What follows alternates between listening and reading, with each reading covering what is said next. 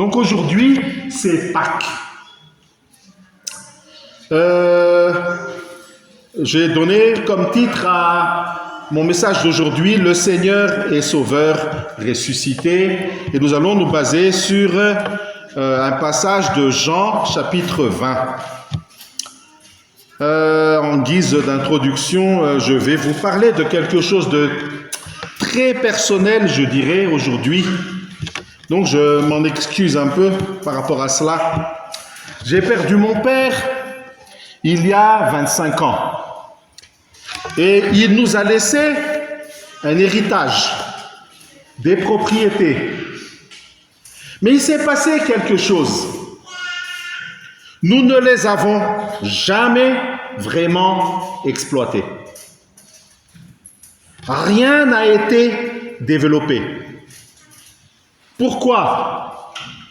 Peut-être par peur, peut-être par doute, peut-être par manque de vision, parfois par sentimentalisme mal placé.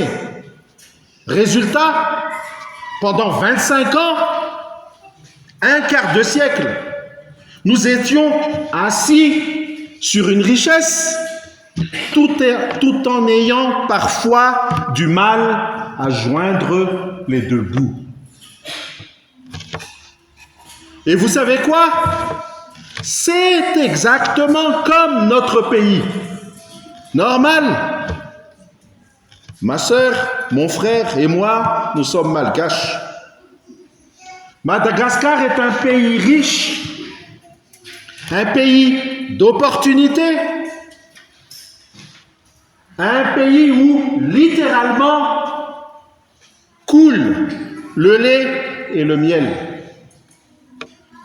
Nous avons la mer, avec tout ce que compose la mer. Nous avons des ressources naturelles.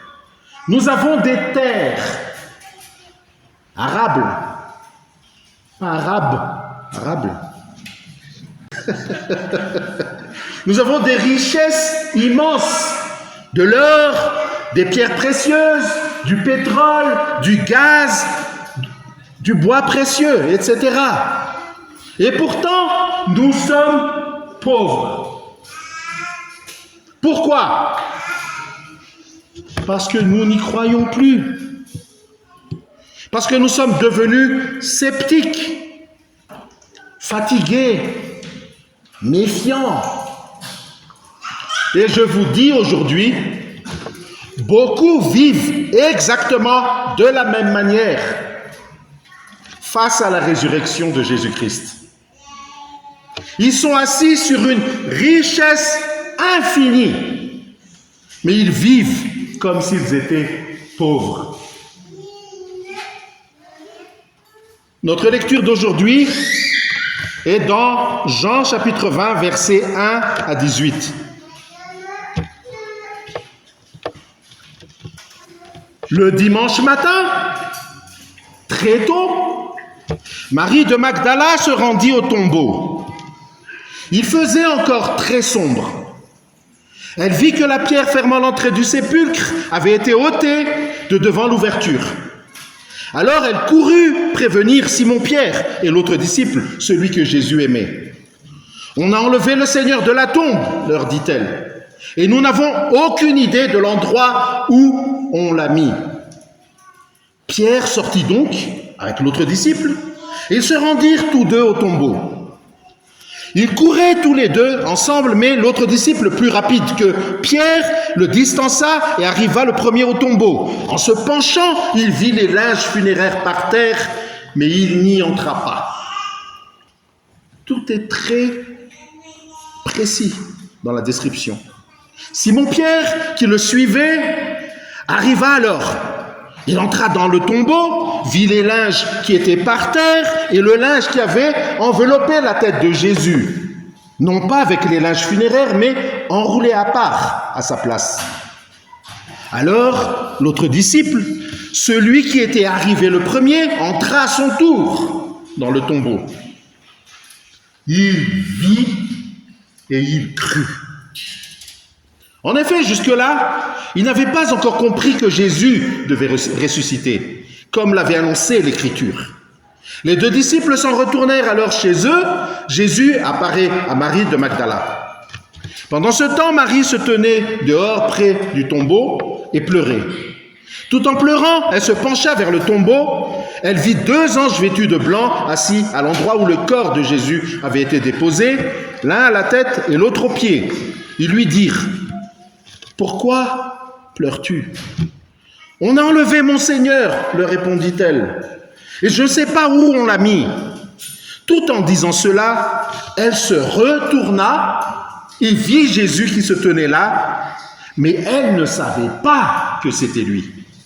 « Pourquoi pleures-tu » lui demanda Jésus. « Qui cherches-tu » Pensant que c'était le gardien du jardin, elle lui dit: « Si c'est toi qui l'as emporté, dis-moi où tu l'as mis pour que j'aille le reprendre. » Jésus lui dit: « Marie. » Elle se tourna vers lui et s'écria en hébreu: « Rabouni », ce qui veut dire « Maître. » « Ne me retiens pas, » lui dit Jésus, « car je ne suis pas encore monté vers mon Père. Va plutôt trouver mes frères et dis-leur de ma part, je monte vers mon Père qui est votre Père, vers mon Dieu qui est votre Dieu. » Marie de Magdala alla donc annoncer aux disciples: « J'ai vu le Seigneur. » Et elle leur rapporta ce qu'il lui avait dit. La résurrection de Jésus-Christ nous offre quelque chose d'extraordinaire. Elle est premièrement rationnelle, 2 miséricordieuse et 3 personnelle et transformative. Une résurrection rationnelle. Marie de Magdala a trouvé le tombeau vide et elle accourt pour annoncer ce fait à Pierre et sans doute à l'autre disciple qui est Jean lui-même. Puis Pierre et les autres disciples vont eux-mêmes se ruer vers la tombe. Jean arrive en premier. Il se penche et regarde les bandelettes de lin qui jonchent le sol, mais n'entre pas. Simon-Pierre le suit et entre directement dans le tombeau. Il voit les bandelettes de lin par terre et le linge qui avait enveloppé la tête de Jésus. Le linge était toujours en place, séparé des bandelettes de lin. Pierre est là, debout. Il regarde toutes ces choses qu'il y avait par terre. Il est très rationnel. Il examine les preuves. Il observe quelque chose et il réfléchit en se basant sur des faits. Il se dit: bon, réfléchissons une petite minute. Attendez. Le corps du Seigneur n'est plus ici. Ça, c'est un fait. Si des pilleurs de tombes ordinaires ont emporté le corps, pourquoi diable aurait-il laissé le linceul avec toutes les précieuses épices qu'il contenait? Et pourquoi aurait-il enlevé ce qui empêche le corps de sentir mauvais? Des pilleurs de tombes n'auraient pas fait ça. Oh, chez nous, à Madagascar, il y a des pilleurs de tombes. Ça, on le sait. Ils y recherchent des ossements humains.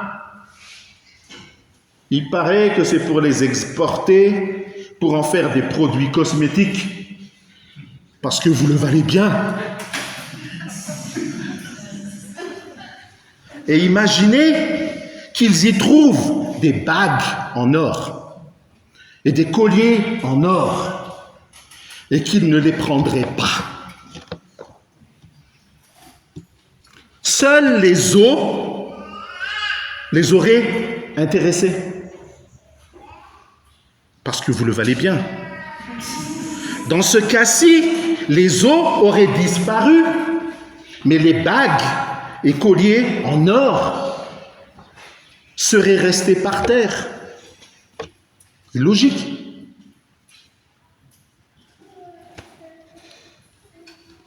D'un autre côté, si les disciples l'avaient fait, pourquoi ils auraient déshonoré le corps en l'emportant nu? Pierre réfléchit, il raisonne, et Jean aussi. Pierre examine les faits. Il ne croit pas aveuglément. Il analyse.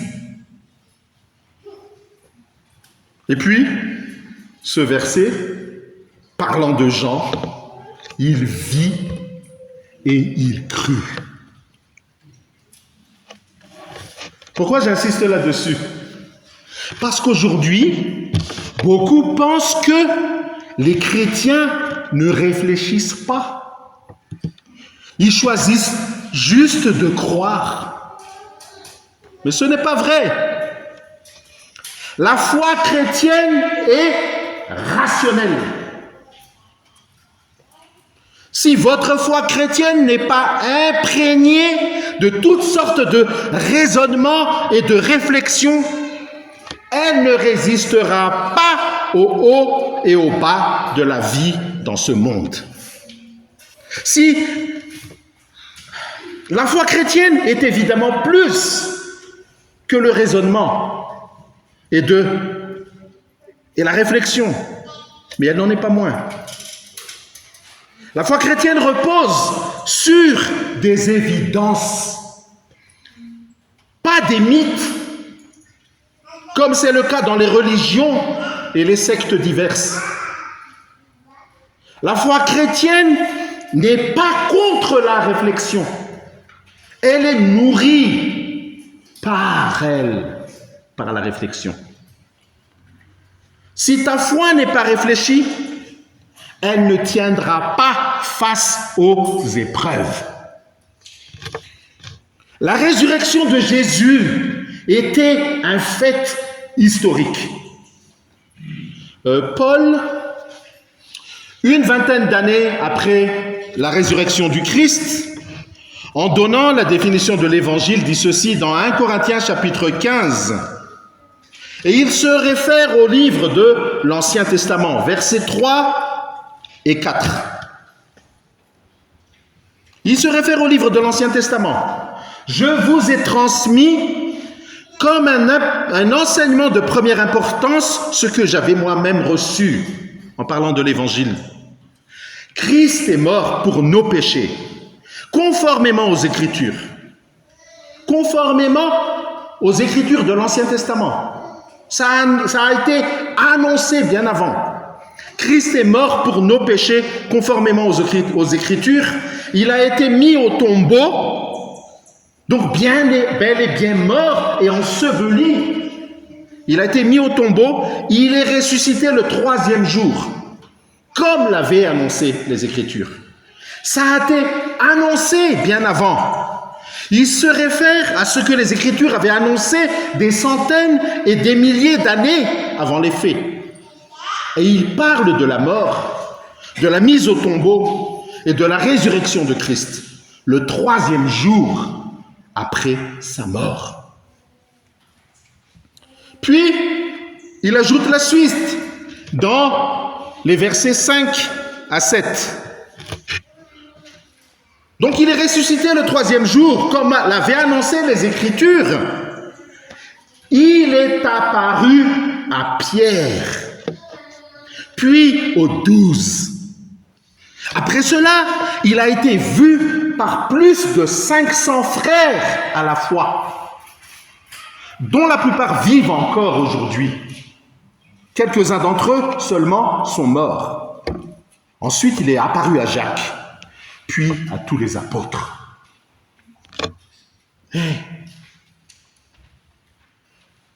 Jésus ressuscité, avec un corps ressuscité, a été vu.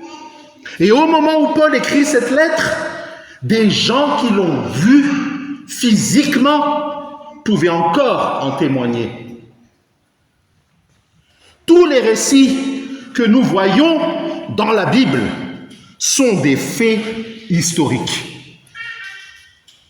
y compris la naissance de Christ, sa vie, sa mort, sa résurrection et son ascension physique. Ce n'est pas par accident que dans la période de la naissance de Jésus, un recensement avait été fait en Palestine par les autorités romaines. Dieu est maître de l'histoire. En fouillant dans les registres de naissance de cette époque, tu y verras la naissance de Jésus et son état civil. C'est pourquoi Dieu a intentionnellement poussé l'État romain à faire un recensement à ce moment précis. Comme il a agi sur l'esprit de Cyrus dans Esdras chapitre 1 pour amener les enfants d'Israël à rentrer de leur captivité de Babylone. Il a agi sur l'esprit de Cyrus et l'a poussé à ramener les enfants d'Israël de leur exil de Babylone vers leur pays de nouveau. Comme il a donné l'inspiration à Gutenberg d'inventer l'imprimerie en Allemagne en 1450 en vue de la réforme protestante du XVIe siècle, également en Allemagne. Sans l'imprimerie, il aurait été impossible d'imprimer les pamphlets et les Bibles dans différentes langues dans le monde. C'est Dieu qui a poussé Gutenberg à inventer l'imprimerie. Dieu est souverain sur le cours de l'histoire humaine. La résurrection de Christ était un événement historique. Si dans l'église de Corinthe, quelqu'un aurait un doute sur la résurrection de Christ, qu'il aille faire sa propre enquête. Les témoins visuels étaient encore en vie. Ces personnes vivent dans cette ville. Beaucoup de ces témoins sont encore présents dans les églises. Vous pouvez aller leur parler, les interroger. Des témoins oculaires de la résurrection de Christ. C'est incroyable. En d'autres termes, vérifiez par vous-même. La résurrection n'est pas un mythe, c'est un fait historique. Et puis regarde les vies transformées. Pierre, Jean, Thomas, Marie et des centaines d'autres personnes. Pierre et Jean, ils avaient besoin de preuves pour croire. Et Marie de Magdala, elle avait besoin de plus que de simples preuves pour croire. Elle avait besoin de le voir de ses propres yeux. Et Thomas, il avait besoin de le toucher, de toucher ses cicatrices. Thomas alors dit, « Mon Seigneur et mon Dieu !» Des centaines d'hommes et de femmes juifs ont vu leur vie et leur vision du monde transformée, changée du jour au lendemain. Leur vie a basculé. Ce sont tous ces gens dont la vie a été radicalement changée. Pourquoi ? Parce qu'ils ont rencontré une réalité. Voilà pourquoi. Ils ont rencontré une réalité. Mais il y a plus que l'évidence de la résurrection elle-même. La résurrection est intensément miséricordieuse. C'est mon deuxième point. Une résurrection miséricordieuse. Regardons Marie. Elle pleure Et elle cherche. Elle pleure et elle cherche. Mais elle cherche un Jésus mort. Regardez ce que Jésus ressuscité fait à Marie à partir du verset 11. Il lui parle avec une telle douceur. Il lui pose d'abord une question. Verset 15. « Pourquoi pleures-tu » lui demanda Jésus. « Qui cherches-tu » Jésus lui dit, « Pourquoi pleures-tu ? Qui cherches-tu » Puis au verset 16, Jésus lui dit, « Marie ». Jésus l'appelle par son nom.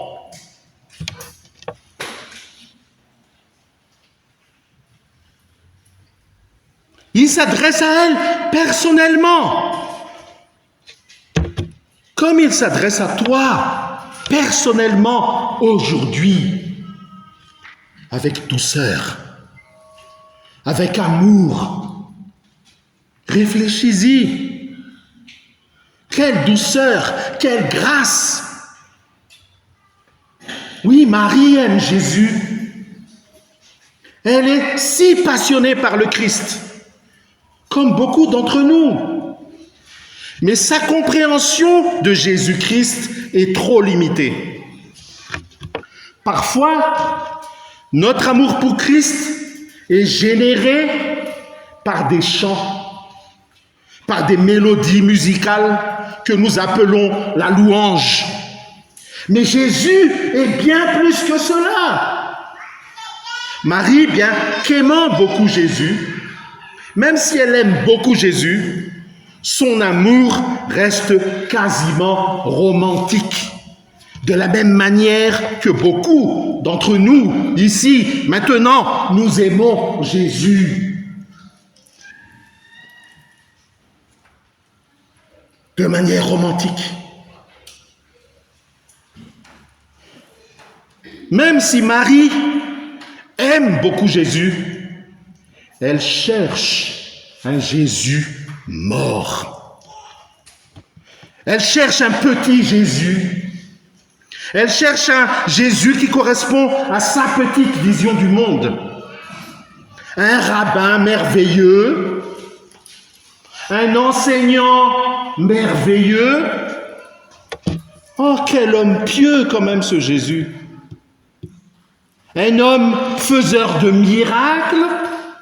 Un petit Jésus qui répond à ses petits besoins. Son image de Jésus est encore trop petite. Elle cherche un maître, un prophète, un homme exceptionnel. Mais pas encore le Seigneur ressuscité. Et c'est pareil pour nous. Souvent, nous aimons un petit Jésus, un Jésus qui répond à nos besoins, un Jésus émotionnel, la louange, un Jésus limité. Mais Jésus est bien plus que cela, Jésus est bien plus grand que cela. Et voici la vérité. Verset 16. Jésus lui dit, Marie. Elle se tourna vers lui et s'écria en hébreu, Rabouni, ce qui signifie maître. Vous savez, Marie ne l'aurait jamais trouvé si Jésus ne s'était pas révélé à elle. On entend souvent ceci dans nos milieux évangéliques. Ah, si tu cherches vraiment Dieu, tu le trouveras.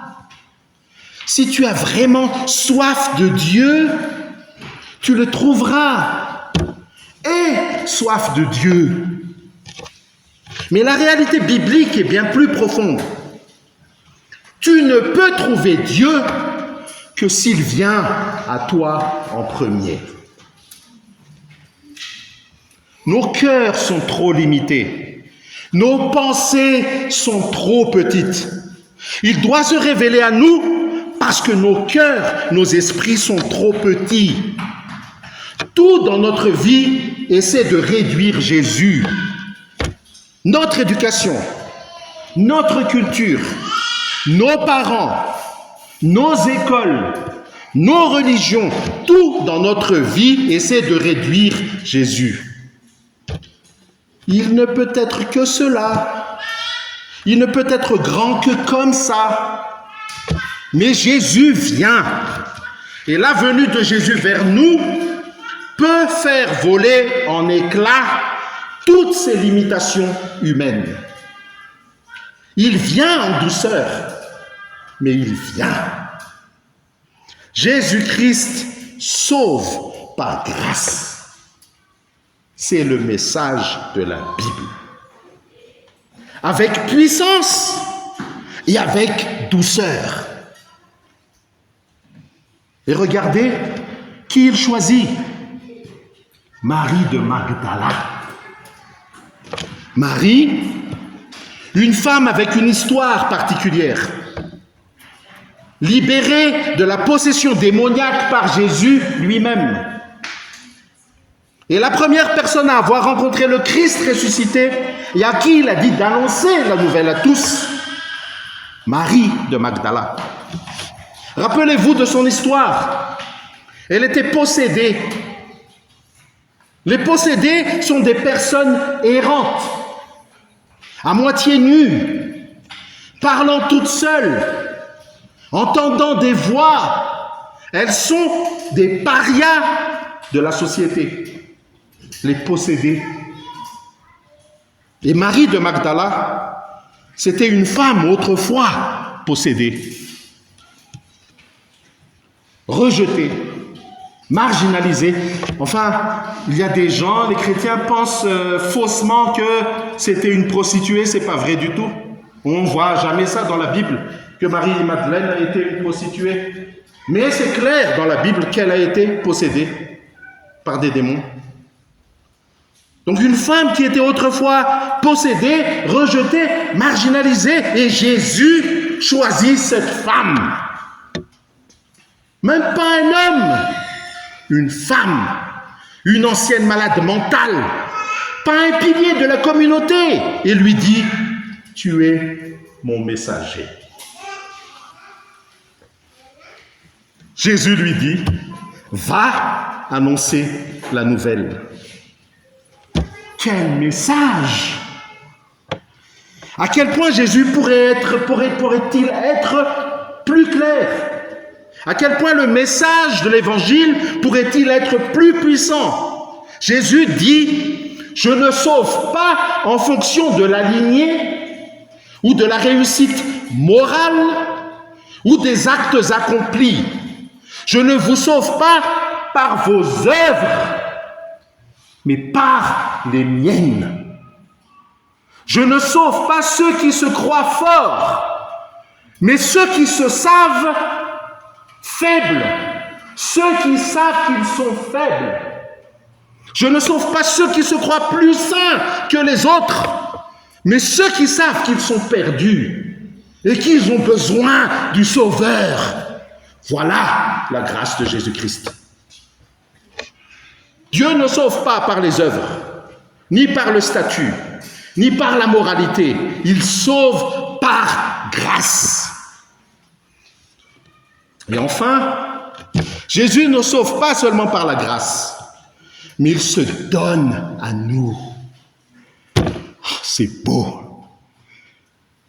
Il nous offre une résurrection personnelle et transformative. Marie ne reconnaît pas Jésus. Pourquoi? Parce qu'elle ne peut pas le reconnaître par elle-même. Elle ne peut pas, par elle-même, par ses propres forces. Alors Jésus fait quelque chose de simple. Il l'appelle par son nom. Et c'est là que tout a changé. Parce que l'identité ne vient pas de l'intérieur. On nous dit aujourd'hui, trouve qui tu es en toi-même. Mais ce n'est pas suffisant. Dans la culture occidentale que nous épousons, puisque nous sommes une église francophone, Nous sommes toujours en train d'essayer de découvrir qui nous sommes, et ce qu'on essaie de nous inculquer, c'est que vous regardiez à l'intérieur de vous et que vous décidiez qui vous êtes, puis que vous l'affirmiez et que vous vous en fichiez de ce que le monde pense. Or, c'est impossible, parce que nous sommes tous des êtres sociaux et nous n'aurons jamais une identité sûre simplement en regardant à l'intérieur et en décidant qui nous voulons être, puis en l'affirmant. Non, une identité solide vient quand quelqu'un que tu admires t'aime. Quand quelqu'un qui te respecte te reconnaît. La façon d'obtenir une identité sûre, c'est que quelqu'un que vous adorez vous adore. Quelqu'un que vous respectez vous respecte. Quelqu'un que vous aimez vient et vous aime. Et c'est ce que Christ te dit, comme il l'a fait avec Marie. Je suis le plus grand être de l'univers et je t'aime personnellement, toi, d'un amour inestimable et éternellement. C'est ce qu'il a en fait dit à Marie. Marie, je t'aime. Je ne suis pas un fondateur mort d'une religion morale que tu pourrais connaître en suivant mes règles. Je suis le sauveur vivant. Et il ajoute quelque chose de très intéressant. Il dit au verset 17,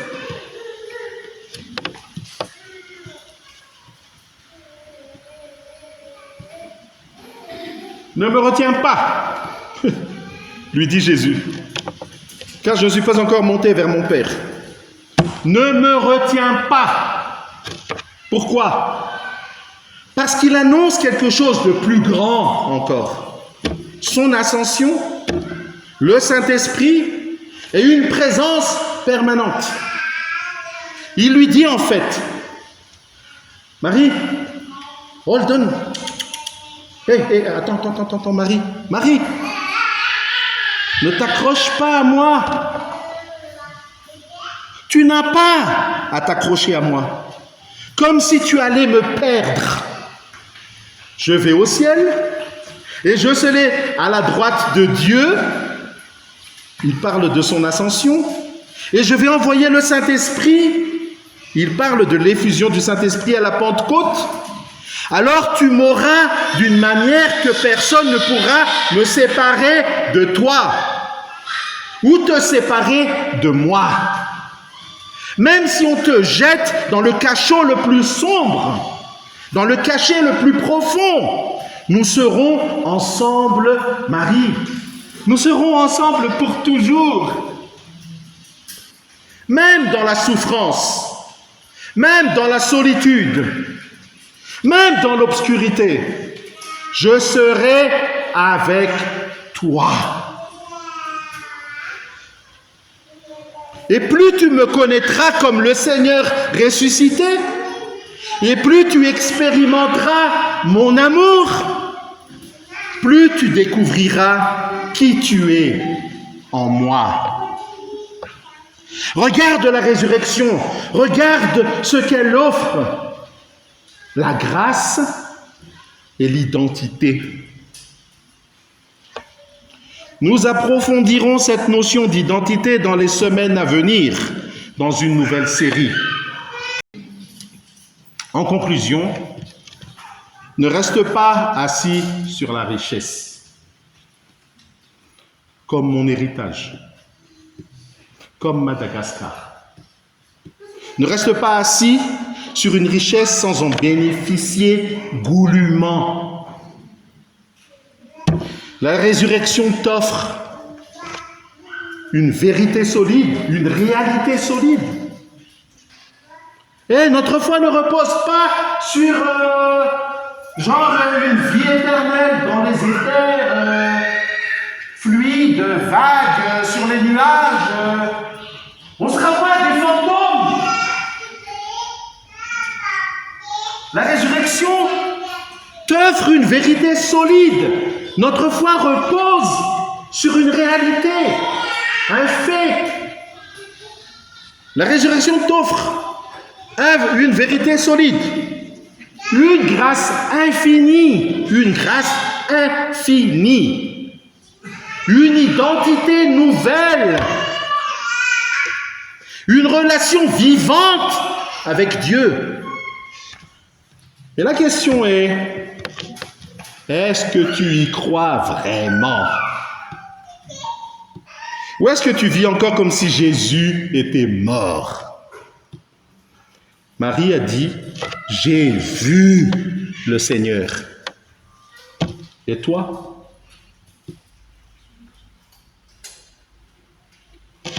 Prions.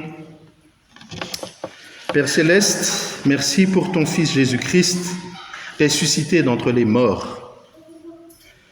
Merci parce que nous pouvons le connaître, non comme un personnage du passé, mais comme un sauveur vivant aujourd'hui.